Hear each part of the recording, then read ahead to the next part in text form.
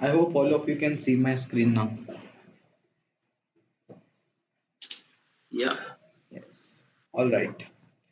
In the previous discussion, we had discussed about the module 1. We saw what is Android bug bounty. We discussed what is Android pen testing.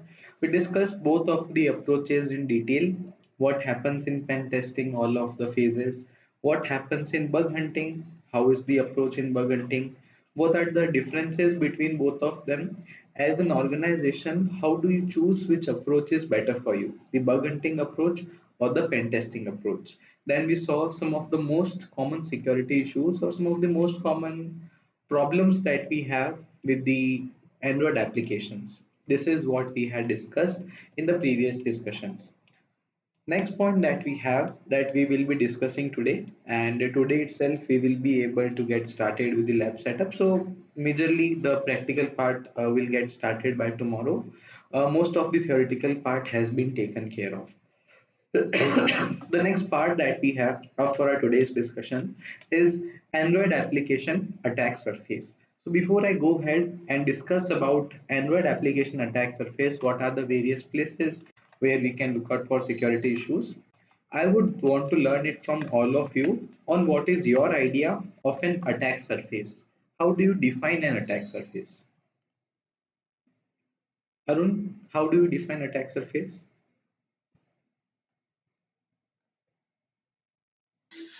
So attack surface may be some of the Android applications or like that, or any web applications. Like if you are working on any security, Hmm. so it might be web cloud or DevOps, Hmm. something like that, or CI/CD pipelines. Those Hmm. can be considered as attack surfaces. Those can be considered as attack surfaces. Okay. Bikramjit, what do you think is an attack surface? How do you define an attack surface? Attack surface would be like if on which architecture application is running on what third party scripts we can say it is using, so it can raise any vulnerabilities. Attack surface could be any plain text credentials which would be saved in manifest files, something like that. So I'm assuming these are the some attack surfaces. These are some of the attack surfaces. Okay. Dikash, what do you think? Yeah. Maybe if we recognize any endpoints like field and the complete web application or the Android application and uh, some features of the applications like forgot password and point. So these are the attack surface. This is the attack surface. Okay. If I summarize all of the inputs that have been provided by all of you, attack surface would simply be all of those places, all of those things that we can test for security issues, that as a threat actor we can attack. That is an attack surface. Simply speaking, all of the places that you can test for security issues, that is an attack surface. More the attack surface, higher will be the probability of finding impactful security issues. Less the attack surface, lesser will be the possibilities. The reason why it is important for us to understand the Android attack surface is that by understanding the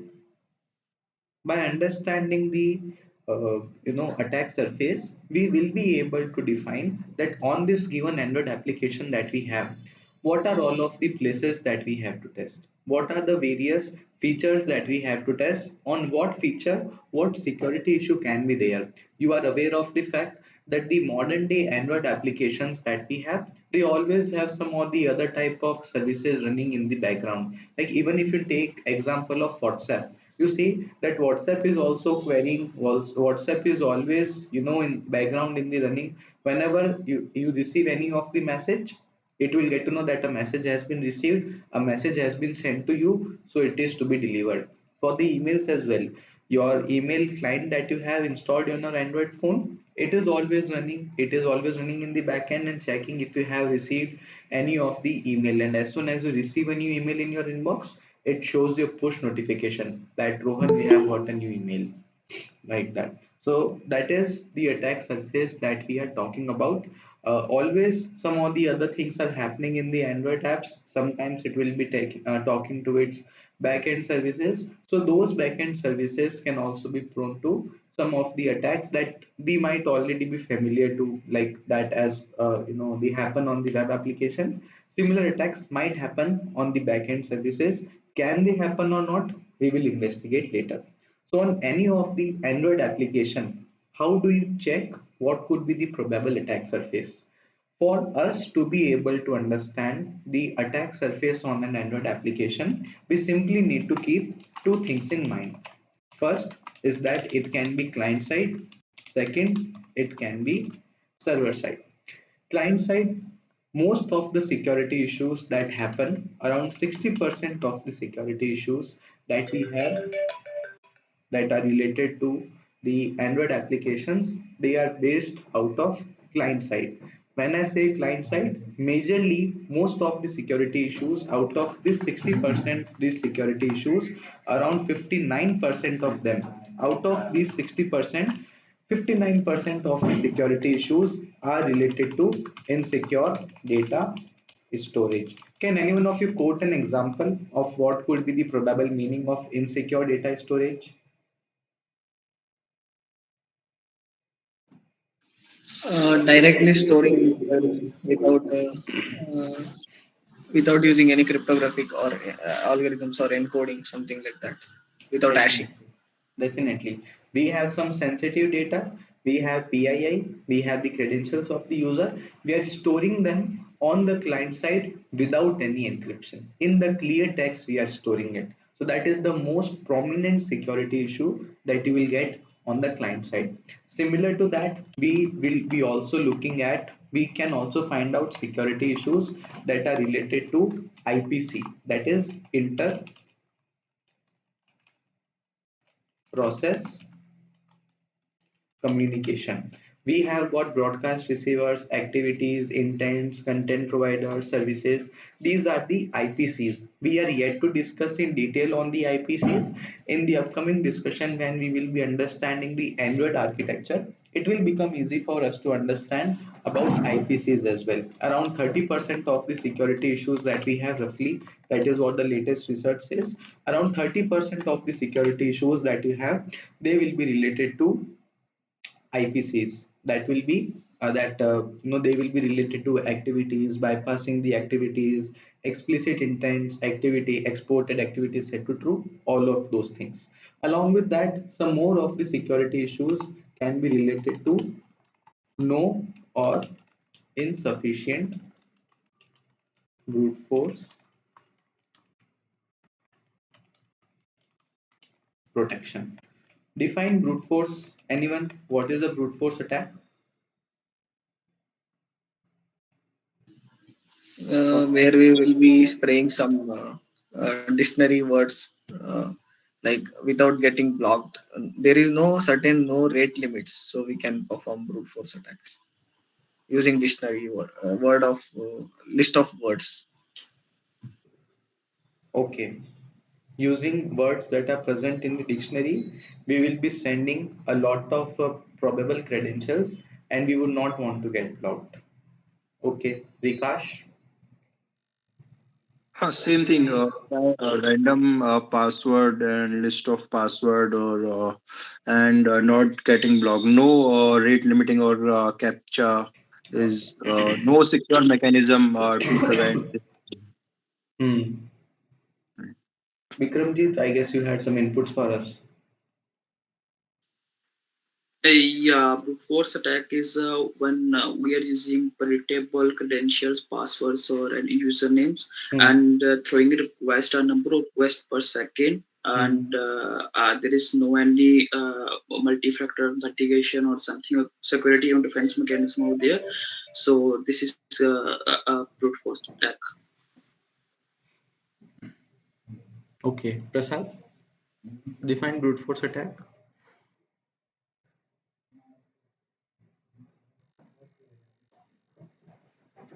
Prasad, do you have a microphone?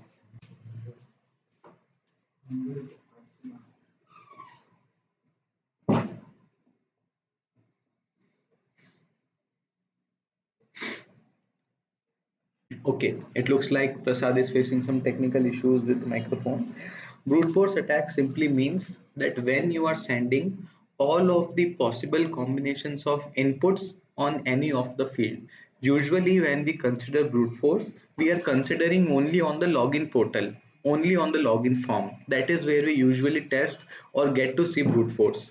But in a broader perspective, brute force can happen on multiple places. For example, if you have a place where you can enter the username, on username as well, you can brute force. You can, when you are to enter the number, phone number, that also you can brute force. Brute force simply refers to all of the possible inputs that we can give in there. We will be sending them back to back. And as Vikas mentioned, there will be no rate limiting. As Bikramjit mentioned, rate limiting means the amount of requests that you can send per second, and when will you get blocked.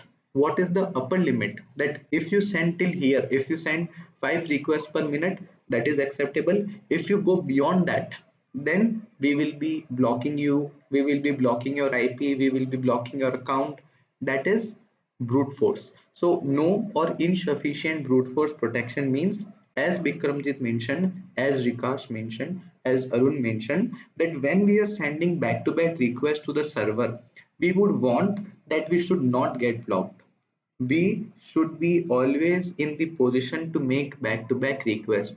If in case the captcha is implemented on the client side on the Android app, then it is one way of going against brute forcing. It is one way of protecting against brute forcing. So here no or insufficient brute force protection means that when on any of the Android app on the client side there is no mechanism that we can go ahead and make back-to-back requests. There is no way to check on how many requests have been made. That is what we will be considering into insufficient brute force protection. Around 15% of them will be used here. I do not want you to remember the numbers. Even if in case you do not remember the titles at the moment, that is fine. I do not want you to mug anything. I'm just letting you know so that you get an idea that when we are actually performing a pen testing, when we are bug hunting, what type of security issues we can get. Because as I can see, all of you are new to Android, all of you are new to Android security. For that reason, if in case we directly get started with the security issues, you might feel a bit overwhelmed. So for that reason, I'm taking things slow. I'm starting from scratch. So you get, by the time you get into the pace, you feel comfortable, you feel interested. Otherwise, if in case you directly go ahead with testing for the security issues, you might feel that it's way too advanced, though that is not the case. So we have got issues that are related to server side. We also have got issues that are related, we have got issues related to server side. Around 30-35% of the security issues that we have, or you can consider 40% of the security issues that we have, they are server side issues. The issues that happen on the server side because the misconfiguration is present on the server side. That is why we have got these security issues. As I mentioned, that applications will keep on interacting with the server, backend services will be running, querying, pushing, pulling, they keep on happening with the server. So if in case you have not put in sufficient ways to authenticate the user, to implement authorization controls, access controls as you use it, if the server, the response in the server, it is leaking a lot of information, if you have got security issues with your multi-factor authentication implementation, like you have got a two-factor authentication that can be bypassed, or you have got DOS attack, DDoS attack. These are the major security issues that you can have on the server side. So what we want to learn here is the key takeaway here. In a couple of lines, I'll conclude. Key takeaway here is that in the Android application, the attack surface, it will majorly be towards the client side. More than 60% of the issues you will find on the client side. Less than 40% of the issues will be on the server side. What we will be covering? We will be covering all of the critical, logical, as well as the traditional security issues that are related to mobile application, that are related to Android mobile application. This is what we will be discussing, and this is what you call Android application attack surface. Why did we discuss this? Because this is my favorite interview question. Whenever any of the participant of the interview mentions that Rohan, I'm well versed with Android application security, my first question would be define Android application attack surface. So what I expect them to answer is I want them to first of all define me what is an attack surface. Then they will be defining me that in an Android application, majority of the security issues that you will be finding, they will be on the client side, like insecure data storage, issues related to IPC, insufficient brute force protection, and around 40% of the security issues like weak implementation of 2FA or insufficient protection against DOS. So these are the things that you have on the server side. As an interviewer, why am I asking this question? So that I can understand that you have practical exposure to pen testing, to Android application pen testing. Otherwise, what people do, they will be going to Google top 10 Android application security interview questions. They get to see what are activities, define intents, how do you bypass an activity, how do you use browser, what is MobSF. These are the most common questions. When any of the technical person will be taking an interview, they will not ask you these questions. They will be directly going to your concepts. If you know the Android attack surface, it means that you know what you are doing. You have practical exposure to Android application security. You have worked on application security. Even if in case you are a fresher, you have practiced a lot on your own, and that is why you know about the attack surface. You know what is a cryptographic algorithm. You know how do you bypass activities. You know are able to differentiate between the client side and the server side vulnerabilities. This is how the interviewer gets to know that this participant has got a very good hands-on over this Android application security. So you will be standing out. You will be able to get yourself as a unique candidate. So this is what happens in Android application attack surface. After this, the next point that we have up for our today's discussion is that I will be helping you in setting up the lab. This is the most crucial part that we have for Android application security, because on this part your remaining training is dependent.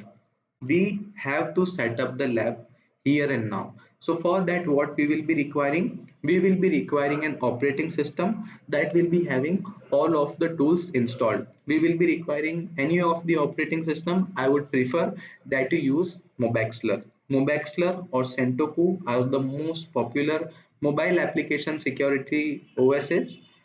I would not suggest that you go for Ubuntu or you go for Kali, because in that we would have to install all of the various tools on our own, and anyways Kali is way too heavy and resource centric.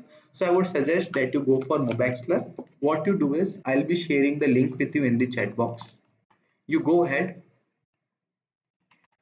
and you download this. What you have to do, you just open this link here. You go to download using Google Drive link.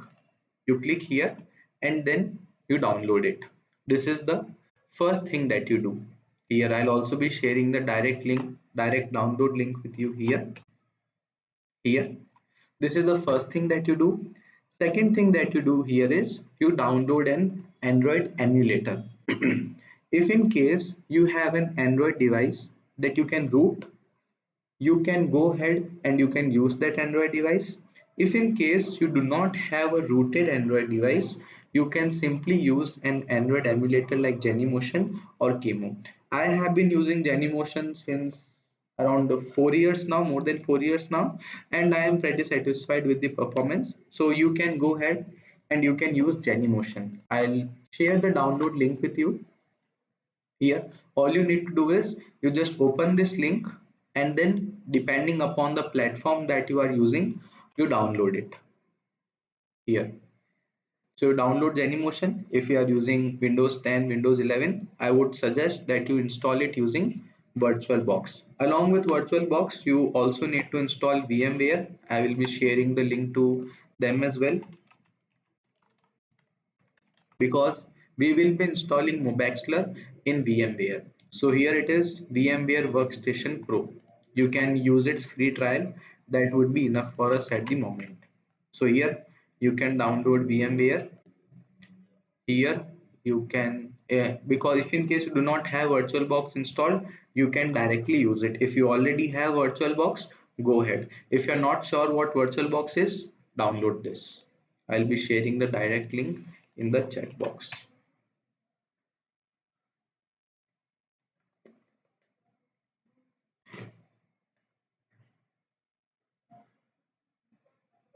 Hello, Rohan. Should we download? Download now. Please download now. I'll help you with setting Okay. this up. So Okay. here First, you have to download MobXler, right? all of them have to be downloaded. Mobaxler, Okay. Genymotion, VMware. If I haven't shared the link to VMware, okay, done. So first download VMware, Genymotion, Mobaxler, and after that, using this link, download the ARM translator. What is ARM? How does it work? Why do we require it? What if we don't use it? I will let you know this once we understand the Android architecture. We will be understanding Android architecture in detail. What are the various layers that we have? Hardware abstraction layer, and the native C++ libraries, ART, system apps, Java API framework. We will be discussing all of them in detail, so that once you learn how does Android work, then you will get to know how does an Android application work on that OS, and then we will be able to look out for security issues in them. We will also be learning what is Delvic virtual machine, what is Java virtual machine, what is a DEX file, how does a Delvic bytecode work, how is it created using DEX compiler, what is just in time, ahead of time. All of the things are being covered. Just follow the things that I'm mentioning now. I have shared the links in the chat box. Please download them now.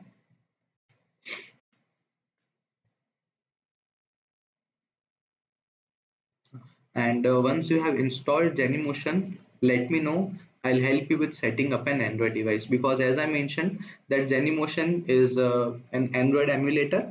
So you will be able to run an Android device using this Genymotion. Along with Genymotion, if you want, you can also install Android Studio. At the moment, we do not require it. In the upcoming sessions, when I'll require Android Studio, I'll ask you to install it.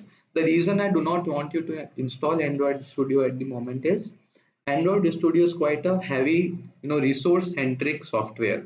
So if in case we install that now and we do not use it in the near future, your system might slow down. So when we will be requiring Android Studio, maybe a couple of days ago, I will share the instructions to download and install. You can install it, and once the task is done, once the job is done, you may choose to uninstall it. Though you will be requiring it for practicing, but you can choose depending upon the configuration of your system.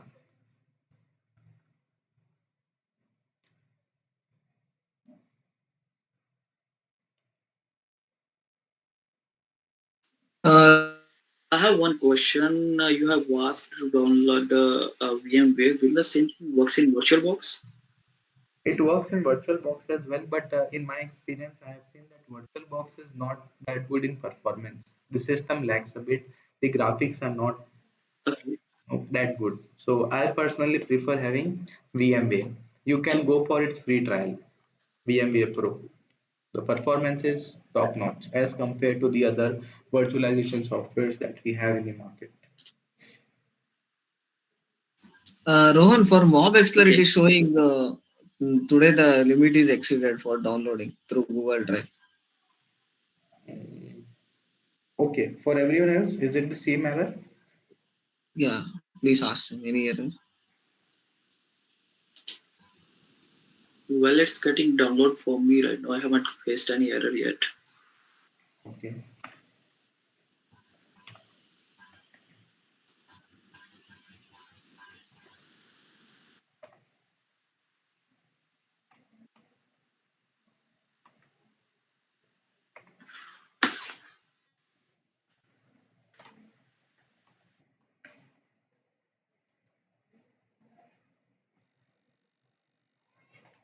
If in case some of you are facing issues with Mobaxler, downloading Mobaxler, I have the OVA file of Mobaxter. I can upload it on my Google Drive or maybe any other cloud sharing platform, and then I can share it with you so you can download it from there. If you want, that can be done.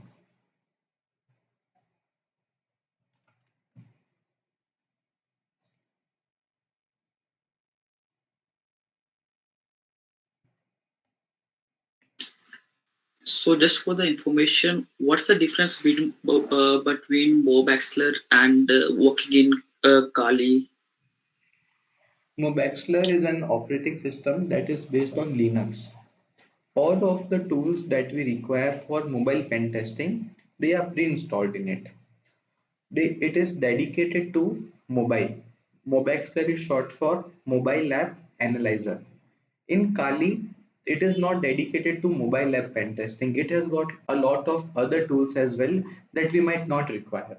So for that reason, if in case you are using Kali, there might be some of the challenges when you are setting up the ADB or when you are setting up any of the other tool. But with Mobaxler, everything comes pre-configured. So we need not do anything. We simply have to start using. So we can majorly invest our time in performing the pen testing rather than setting up the lab or the environment. That is the advantage with Mobaxler. Okay, okay, thank you.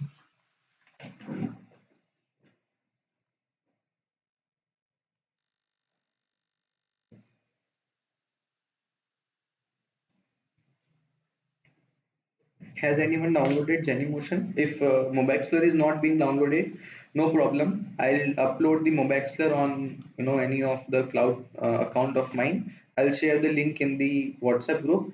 You can simply download it from there. If you are not a part of this group, by the end of the day today, you will be added to the group if you have completed all of the formalities. If that is not being downloaded, please download Genymotion now so I can help you with setting up the Android mobile in there.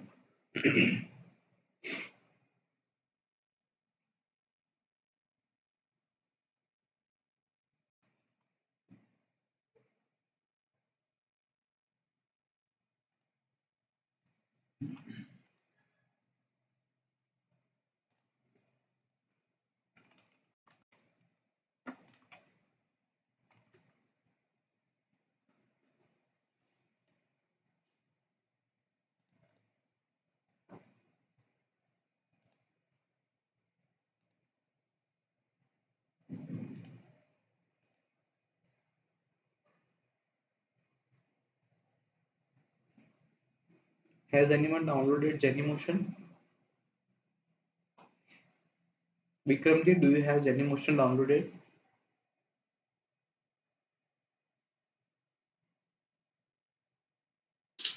Yeah, I've just left with the 20 MB, I think. Yeah.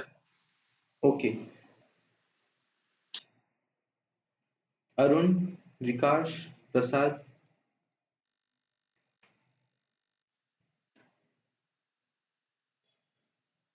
this is an important part, and this is why I personally want to ensure that no everyone's lab is ready.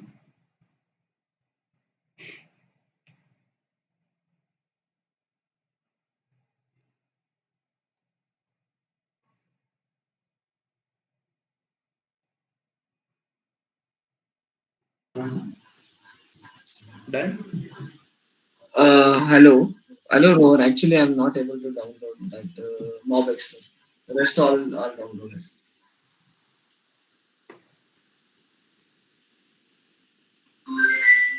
Okay, no problem. Have you installed Genymotion, Arun?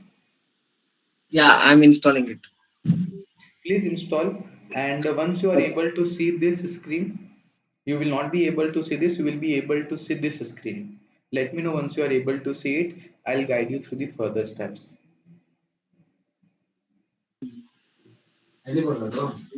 Sure, sure, Rohan.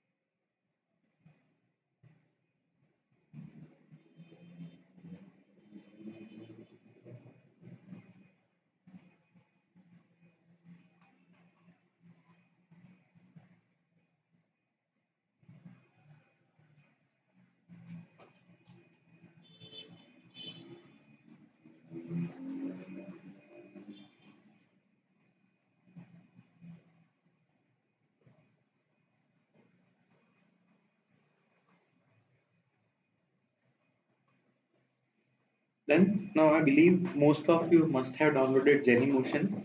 After downloading Genymotion, what you have to do? You simply click on this plus button here. Then here you can choose Google Nexus. Which of the version do you have to choose? I'll first help you with this. Here, the size, I would suggest that you go with this size, 768 into 1280. Don't worry, all of the things that you have to configure, I have written them here. So choose the display as 768 into 1280. Here choose this and then choose Google Nexus 4. Here, once you have chosen this, click on next. Here you can name it anything. I am writing it as AAAE the activist. I would suggest that you also keep the same name. Here I have mentioned it in the chat box. Simply copy the name from here and paste it here. Now, so here you choose the name. Android version we have to choose is Android 6.0.0, that is Marshmallow. This is the name, this is the Android version, rest all of the things. Then you go to the system. Next you go to the system. Depending upon how many GB of RAM do you have, for example I have got 16 GB. So for 16 GB I am running Windows 10. 8 GB is for Windows 10. 4 GB is for running Mobaxler VM and 4 GB for Genymotion. This is the simple calculation. 16 GB, 50% for the host OS, that is the Windows or the Mac operating system. Rest from the remaining 50%, 50 is for the virtual machine Mobaxler and 50 is for the this one Genymotion.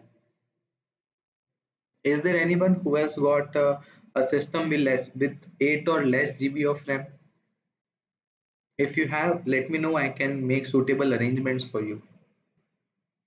You can let me know this after the class or maybe over the DM, and I can help you with setting up a lab for yourself. I can help you with something. And for now, just look at the process. Download Genymotion, add the virtual device. Here in the general, you will be adding the name. You will be choosing the version. Here, the Android version needs to be Android 6.0.0. Please, this is an important step. You choose this, then you click on next. You choose the RAM here. For now, I am quoting 4096 MB, that is 4 GB. For the display part, you can leave it as it is. No changes are to be done as such. For the Android options, you can check this box, use virtual keyboard for text input. For hypervisor option, that means for the networking mode, do you want to go with the net or you want to go for bridge? I would suggest that you go for net, that is the default, and then you click on install. Once you click on install, this virtual machine will be created and it will be downloaded. If you have already installed VirtualBox, a virtual machine will be created in the VirtualBox automatically. This creating device is actually creating a virtual machine in the VirtualBox. If in case you have installed Genymotion with VirtualBox, the process will follow. So this is how you have to set up. This is how you have to install here. Now because I already have this downloaded, once it is downloaded, you will be able to see the name like this: AAA the Hacktivist, Android API version, the resolution, the density, size on the disk, source, status. So when you have to turn on any of the machine, you simply click on play and it will get played. Anyone here who has downloaded Genymotion?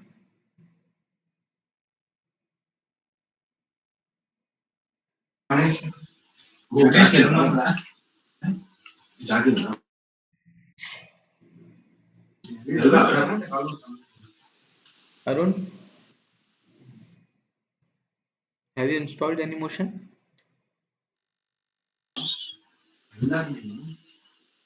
Yes, Ron, I have installed the Genymotion. Just setting up the part. Okay, please start sharing your machine. I'll guide you through it.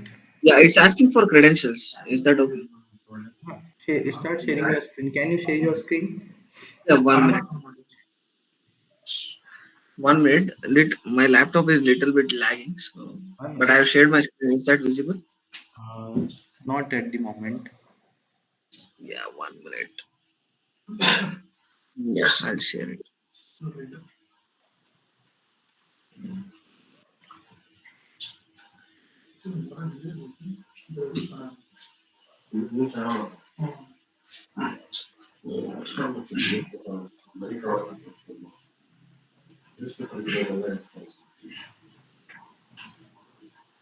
I think my screen is visible now.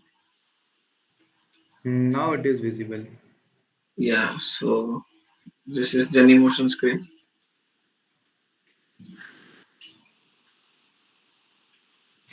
Hmm.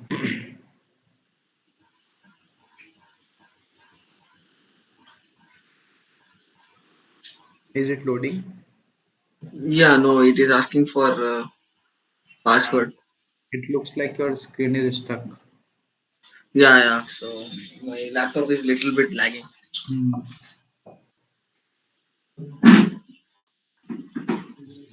When you downloaded Genymotion, did you give in any of the email ID? No, I did not give any email ID. You can create an account for Genymotion and you can log in using those credentials here. Okay, actually, my laptop is full. It's lagging, so I'll stop sharing my screen.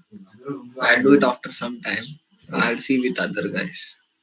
For sure. If in case you are facing some issues with the laptop, if it the Yeah. the process is not going that efficient, let me know. Okay. I'll try to get some arrangements for you Okay. Okay. Yeah. and Fine. help you Thank with you. some of the ideas. Yeah. Bikramjit, Okay. is your machine ready?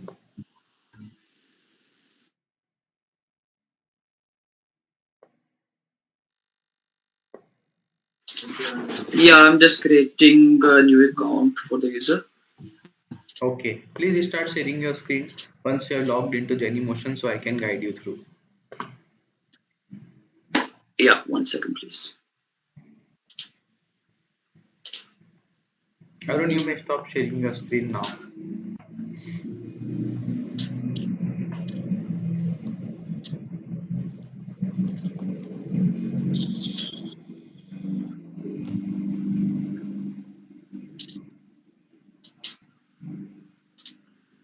Is it visible? Hmm. It is visible now. Yeah. So here is the login screen I've got. Genymotion. So which user type should I need to select over here? Is Anything works. okay.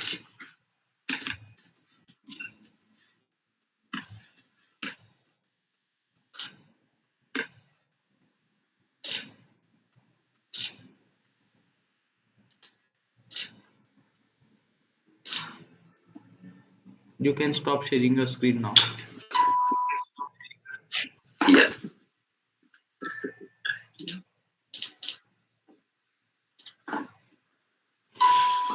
Vikash, any update?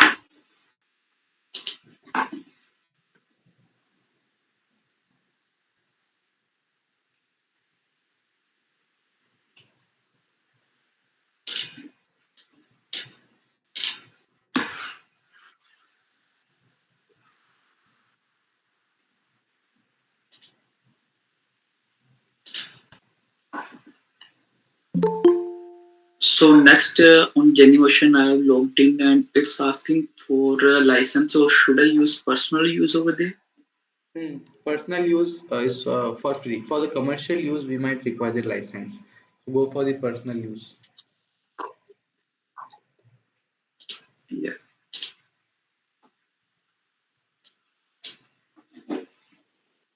Okay.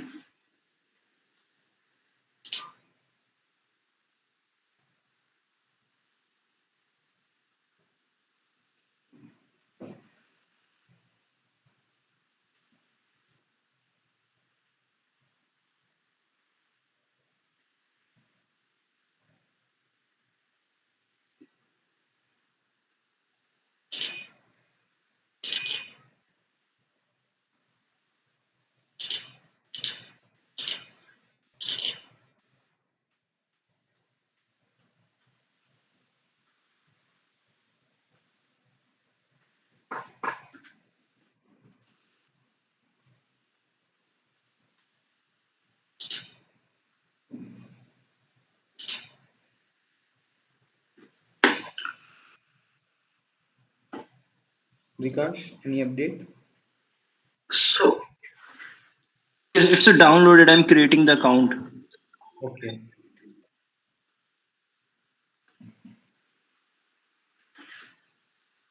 so what's the screen size you have recommended? 768 into 1280. I'll write down the configuration in the chat box. So you can just copy and paste if required. Yeah, please.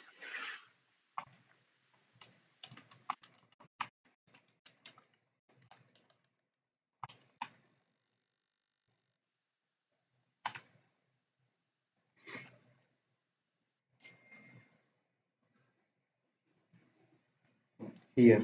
Have a look at the chat box, everyone.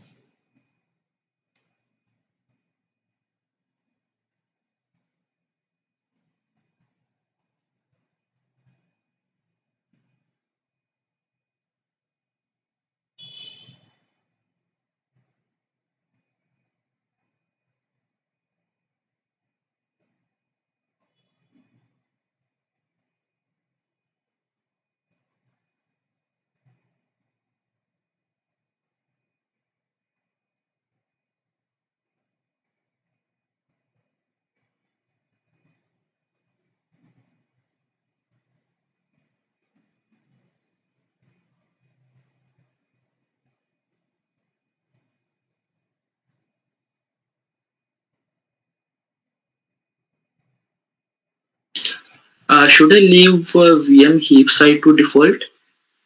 Leave everything as it is.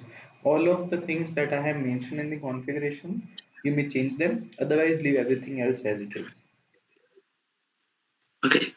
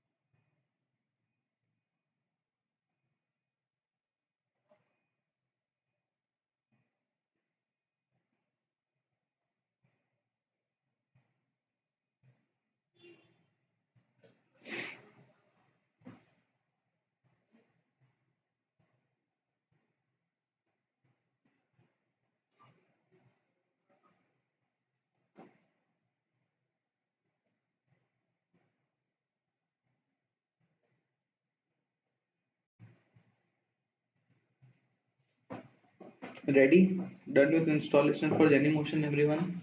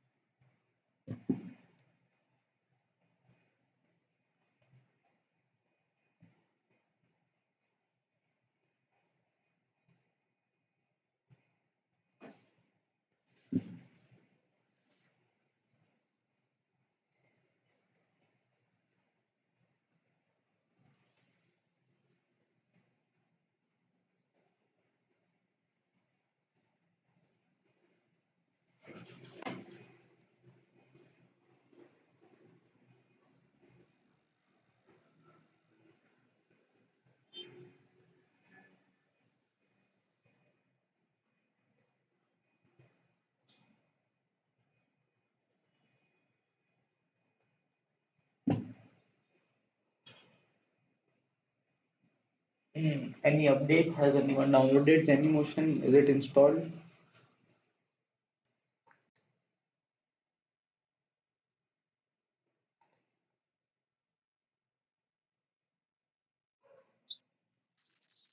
Yeah, my device is ready now. Ready? Please start sharing your screen.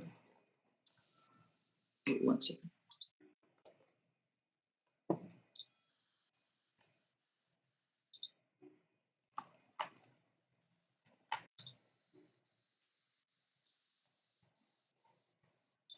Is it visible? Yes, it is visible now. Please start it. You may double click or click on play button.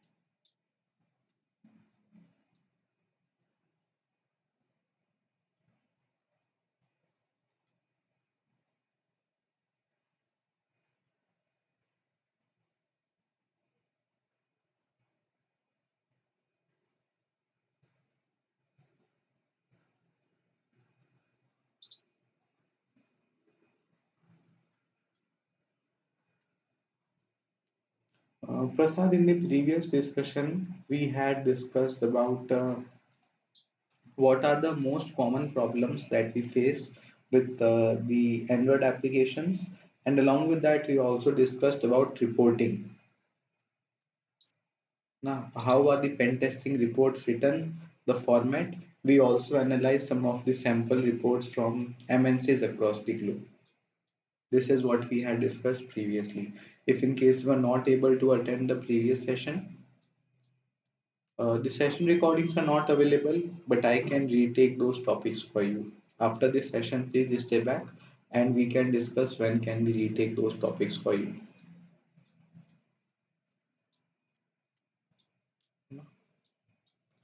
Then, who is Vikramjit is presenting this thing. Vikramjit in the right hand side, right above the back button, you see a G Suite button. Right above it. Uh, Open apps. Right above it, you have a button. Open. Right above the back button, you are at the right place. Hmm. Just above it. Hmm. this Click one? it. Install GApps.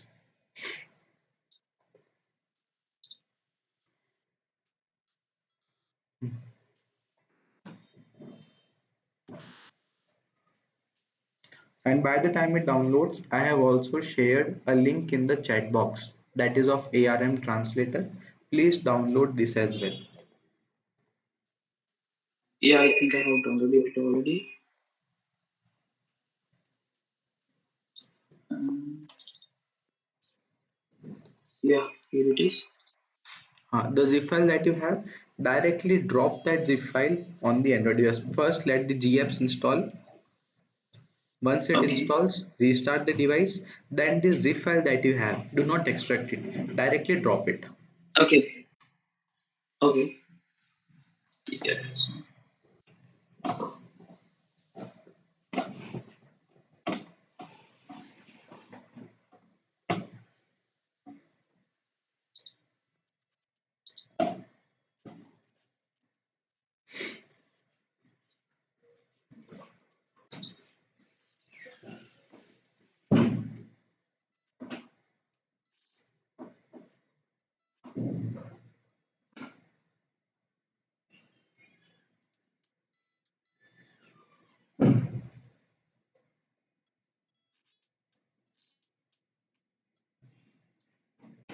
So ये last fourth class है theory वाला.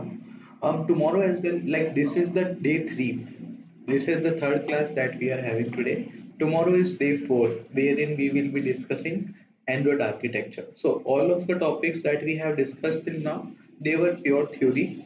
Now the things that we will be discussing from day five. From there we will have theory plus practical, and after day 6 day 7 it will majorly be practical and less of theory. So all of the theory that we have to cover in the complete training, they have been covered now.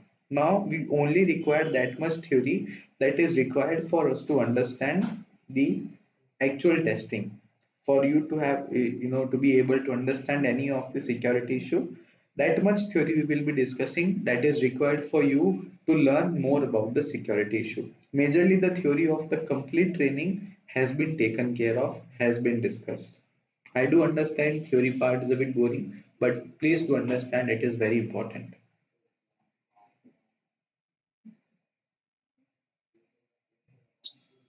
Should I restart now? Please do.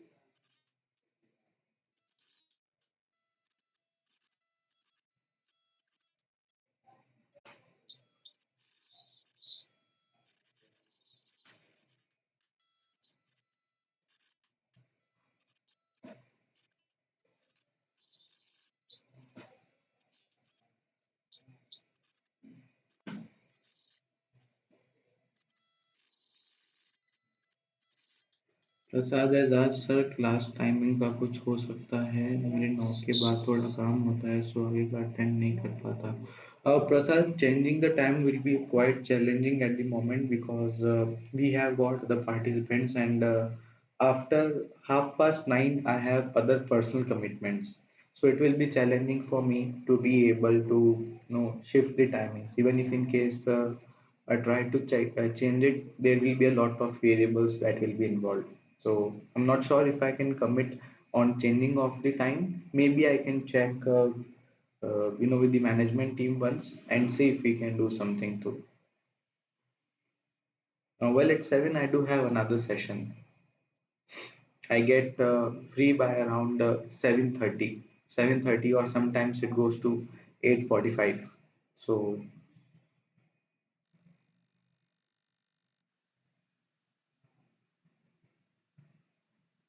Vikash, any update?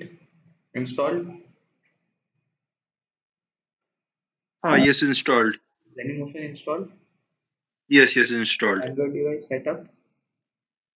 No, no, not sir. I'll do the setup Okay, everything now. that you need to know has been mentioned in the chat box, all of the links. Please make sure that all of the messages that I am pinning in the chat box, you copy them. They will be helpful for your future reference as well. So please download them and save all of these links in a text file. And you can title it as Android Lab Setup. So that should do. And I'll keep it for your future reference. All of the messages that I have pinned, save them.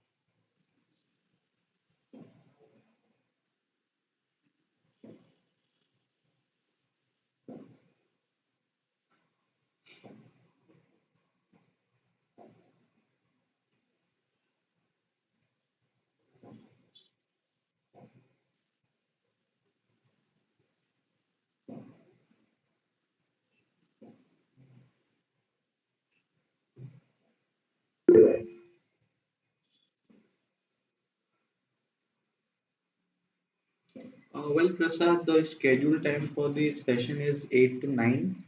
We are 3 minutes past 9. That is because the lab is yet to be set up for some of the participants. So once they give a green flag that yes, Rohan now and Jenny motion is ready, we are good to go. We can conclude this session. So if in case your lab is ready, you may conclude this session. For now, I'll just help everyone in setting up the lab and then we'll conclude this session.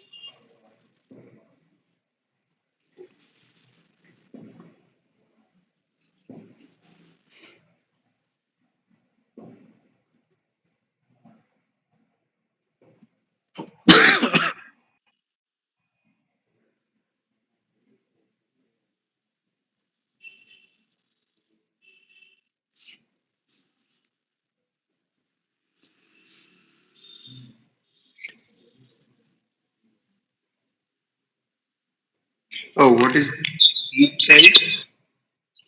What is? Oh, VM heap size. Leave it as it is. Okay. No,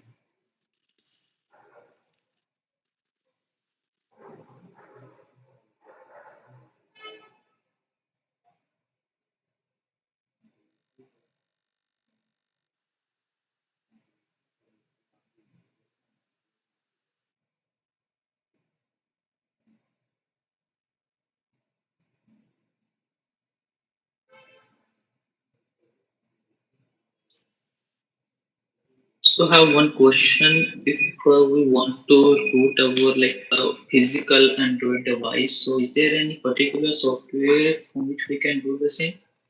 Yes, there are a lot of tools that are available. The thing is that if in case you have got a device that you would want to root, there is a possibility that the software might get bricked or the phone might get bricked. So if in case you have a phone that you can risk breaking, we can give it a try. But one of the advantages that you will be having is that when you are rooting a physical device, in that case, if that device has biometric, so all of the Android apps wherein they have the biometric authentication or biometric two-factor authentication, you can test them as well. Yeah. Otherwise, you will need to have that external biometric device that we usually have on the e-Mitra shops where you can do the KYC.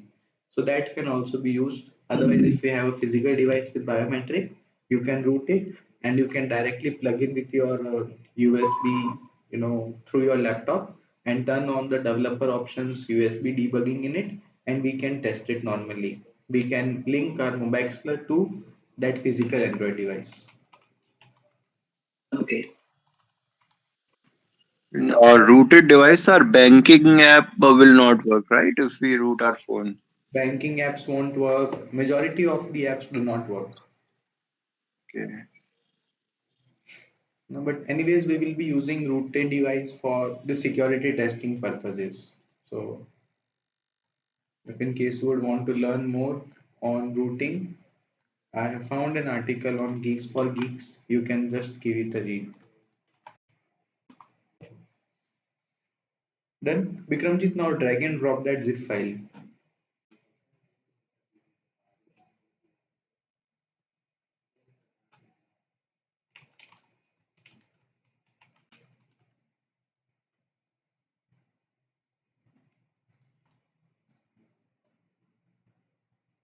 Now, what is this ARM install translator that we are installing? In the next discussion, when we will be discussing Android architecture, this will be playing an important role.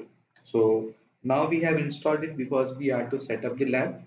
In the upcoming discussion, when we will be discussing about Android architecture and what are the various evolution that Android apps, Android devices have seen, we will be also discussing about ARM and why was it necessary for us to install ARM translator here. So these are the steps by which you set up the lab. Tomorrow morning, once again, you can give a try to install Mobexler. I'm also on the lookout for Mobexler OVA file. So once I have it in my machine, I'll be uploading it on a cloud machine and I'll share the shareable link in the WhatsApp group.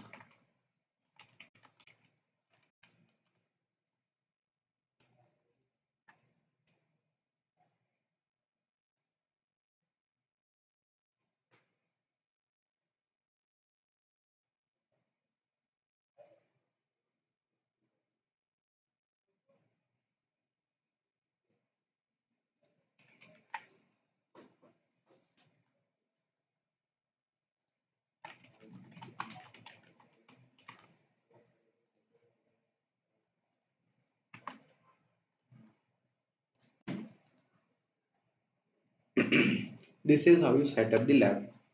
Then now your Genymotion is ready. Once Mobexler is downloaded, you can simply import that OVA file in the VMware. Most probably by tomorrow, we will be also having the Mobexler. I'll see if in case I have it on any of my cloud machines, I'll directly share its link with you. You can download it from there.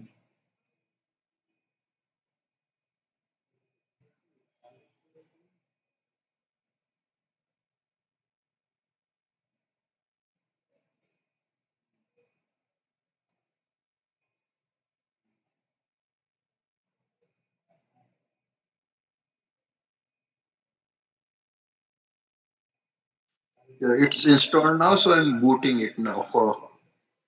Done. So once you have installed it, next thing that you need to do is you need to install the Open apps, just as you did it for Bikramjit's machine the same way. You saw that, right? Open apps. See, Vikramjit is pointing this out. He has shared his screen. Because please pay attention to the screen.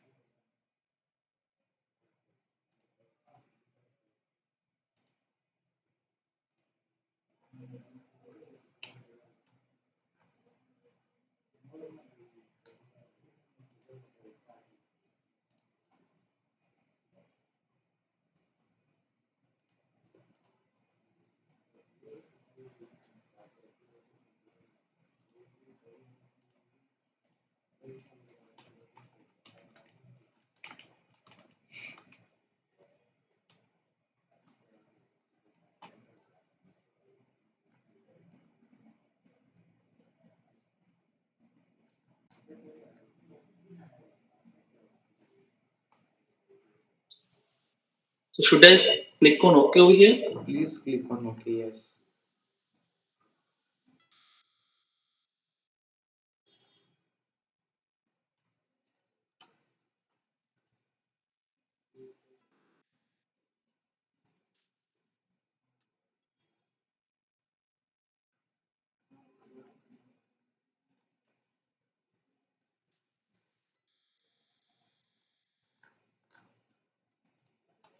Uh, okay, so restart now.